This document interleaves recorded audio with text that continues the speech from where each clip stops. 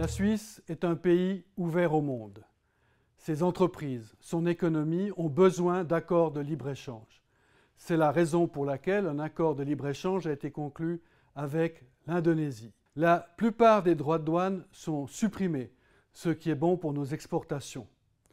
L'accord prévoit une réglementation de l'huile de palme durable. L'autre huile de palme, celle dont on parle tellement, n'est pas incluse dans l'accord. C'est la raison pour laquelle je vous invite à soutenir l'accord de libre-échange conclu avec l'Indonésie, un marché en pleine croissance.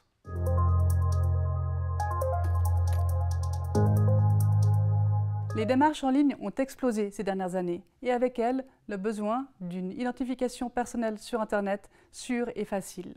Mais les solutions actuelles en la matière sont pour le moins insatisfaisantes. Avec la loi sur les services d'identification électronique, la LSIE, la Confédération crée des règles claires pour une identification électronique reconnue et vérifiée par l'État. Chacun restera bien sûr libre d'avoir recours ou non à cette identité numérique. Dire oui à la LSIE, c'est dire oui à davantage de sécurité juridique et de fiabilité. C'est dire oui à une offre numérique renforcée pour les utilisateurs. Et c'est enfin dire oui à une place économique suisse consolidée. Cette loi permettra à notre pays de rester à la pointe en matière d'innovation et de compétitivité numérique. Pour toutes ces raisons, c'est avec conviction que nous vous invitons à soutenir cette loi.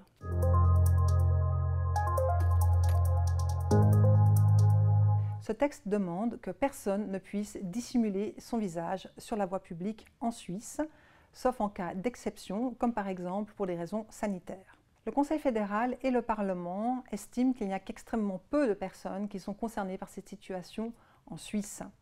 De plus, ils jugent que c'est au canton, s'ils le souhaitent, de légiférer dans ce domaine, comme un certain nombre d'entre eux l'ont d'ailleurs déjà fait.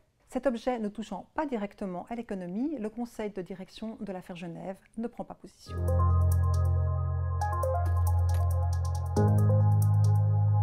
Cette loi d'indemnisation Covid sur laquelle nous allons nous prononcer le 7 mars prochain est très importante.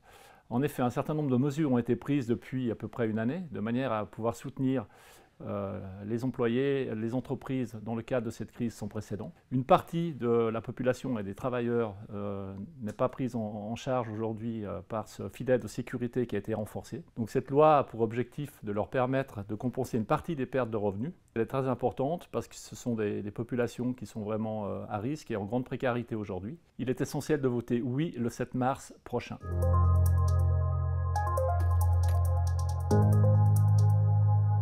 Grâce à la création d'une zone piétonne unique à Genève, les Genevois de la ville voteront sur un projet d'avenir et novateur qui leur permettra de libérer des milliers de mètres carrés pour en créer des espaces conviviaux. Pour libérer l'espace en surface, il faut construire un parking.